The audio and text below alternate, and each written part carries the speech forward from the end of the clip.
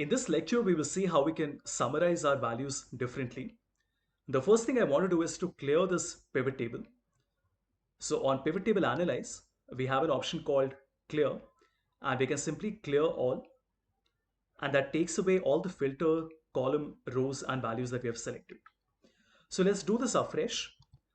I want to keep it very simple. So subcategory comes in rows, and then my sales comes in values. Like we did earlier, we will have to hide all the decimal places. I will align everything in the center, and let's also sort our data. So we can simply right click on the first number, select sort, and then sort largest to smallest. So all my subcategories are now appearing in a descending list, ranging from phones all the way to labels. Now think of it this way, it is telling me what is the total sales amount. But what if we wanted to find out the average transaction size?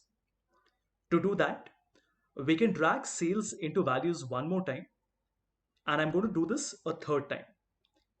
So the first one is sum of sales, the second one, let's say, is the average of sales, and the third one is the count of transactions. To convert the second column into average, we can right click and then summarize values as the average. If you look carefully, the first column was also a summarization, because by default, the summarization of a number on a pivot table will always come as a sum. So we can change it to average. And in the third one, we want to summarize it as the count.